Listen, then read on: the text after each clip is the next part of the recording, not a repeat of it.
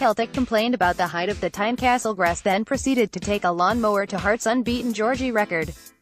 Having become the first team on domestic duty to take a scythe to Brendan Rodgers' Invincibles on a barren pitch last December, yesterday it was the turn of the newly crowned Ladbrokes Premiership champions to cut their opponents down to size.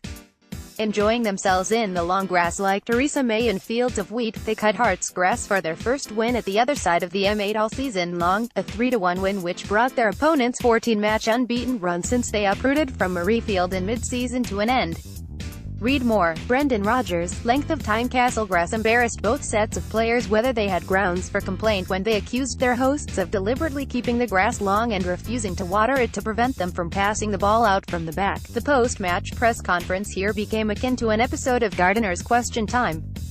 From the moment Hearts players were booed by their own fans for forming a guard of honor, so much was going on here that you needed eyes in the back of your head to keep up with it all.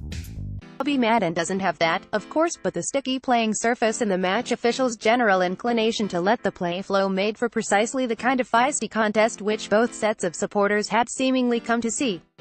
Members of the visiting support yesterday included Kieran Tierney, Scott Brown and Stephen Naismith are time served when it comes to this kind of Scottish football scrapping, and it wasn't long before the PFA Scotland Player of the Year was trying to get the referee's attention to show a stead mark which he claimed had been inflicted by the former Rangers midfielder. Read more. Tam McManus banged the drum loud. Our game is great right now. Apparently the victim of a stamp on the calf on the far touchline. As it happened, Brown was also lying prone on the ground when Hearts opened the scoring, after another collision with Naismith, this time under a high ball in midfield. Lewis Moore, making inroads off the left, timed the ball well to direct a pass in space for Kyle Lafferty, and the former Rangers striker smashed a right-foot volley through Bain.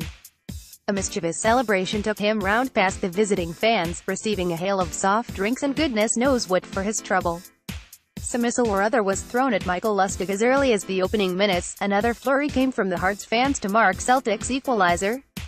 With his players having spent the week in Tenerife larking around poolside to Zombie Nation, you might have thought Rodgers' side had bigger fish to fry, but they clearly had designs on a revenge mission from their 4-0 reverse here earlier in the season. Only Craig Gordon and Tierney were ostensibly rested from their strongest lineup. Read more. Could fear of being axed by Steven Gerrard help Rangers pip Aberdeen and Hibs to second spot? Hearts started the match with intent, and only a controversial intervention from Madden prevented them from taking the lead before they did.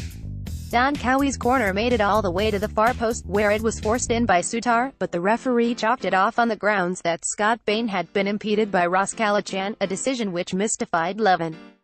The Hearts manager was also miffed that 3 of his players were booked early by the generally laissez-faire Madden. Celtic had uncharacteristically folded in that last meeting between the teams here, but their arrears lasted only 4 minutes here. Olivier Ntcham swung over a free kick and Derek Boyata directed a perfect looping header into John McLaughlin's top corner. No mean feat considering it appeared that Lafferty was about to kick his head off his shoulders at the time.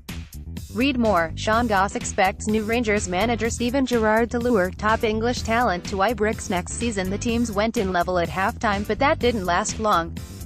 Moussa Dembele, who had pounced on a rare mistake from Sutar to clip the ball off the top of the crossbar in the first half, got his goal after young Moore overplayed on the long grass. Lustig robbed him, Tom Rogic swept a pass out wide, and Dembele made the finish look easy. The Frenchman was taken off early, a necessary precaution after the hamstring injury sustained by Odsonne Edouard, which may bring his season to an early end. Hearts pushed Celtic back, but in truth Celtic looked more likely to score. A Christophe Barra clearance struck Rogic and a post, then subs Stuart Armstrong and Scott Sinclair combined, the former giving the latter a tap-in. As the Celtic bus left the stadium, there was the unmistakable sound of the Hearts lawnmower springing to life.